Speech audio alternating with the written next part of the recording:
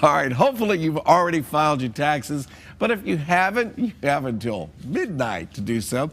And if you're expecting a refund, our good friend and money expert, J.B. Bryant, is back with some great ideas on how you can invest that money. Welcome back, girlfriend. Thank you. It's good to be here. And I'm glad that you're happy, because all of the people that are actually getting a return, that look, there's probably a whole bunch of people at home like, return? Money back? Yeah.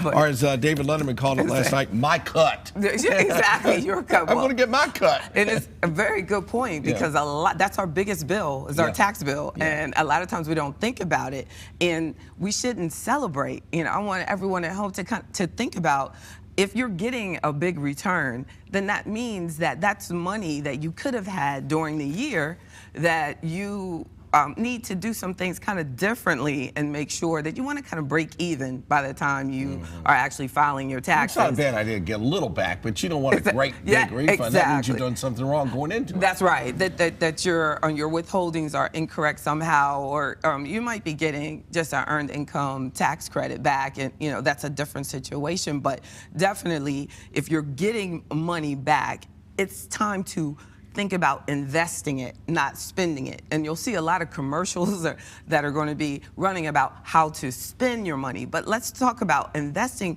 because the difference with an investment is, if I gave you an apple bill, or if I gave you 100 apple seeds, which one would you want?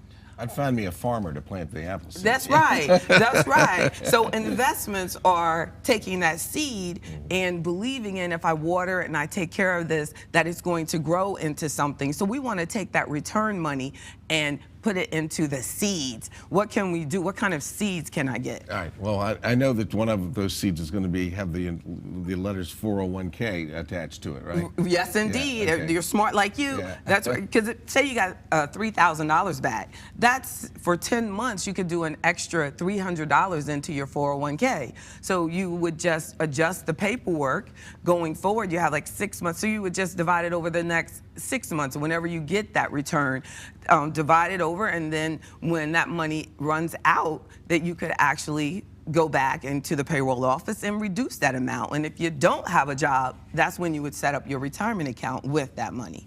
All right, let's say, let's talk about, go back to the... Not a job, but a 401k. Yeah, okay. Yeah, let's go back and think, you know, if you are getting some money back, somebody that's going to want some money down the road might be a good use for this as your personal property tax, because the folks down at the county courthouse are going to want to talk to you. Yes, and go ahead and pay it forward if you have to, because you know that you're going to have that bill. So if that bill is coming in, instead of incurring a penalty, if you spend that money on something else, invest it in taxes that you know are coming up.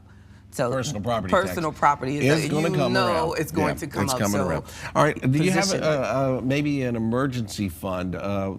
You know, when times are tough, emergency fund's the first thing to go out the window. Great point. Got to get those bills taken up.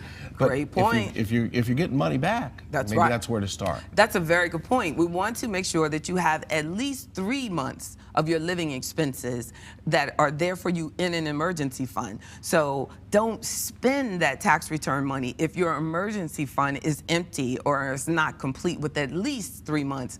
You know, I encourage at least 6. And if you're a single parent, you know, look at having a year available for emergency income.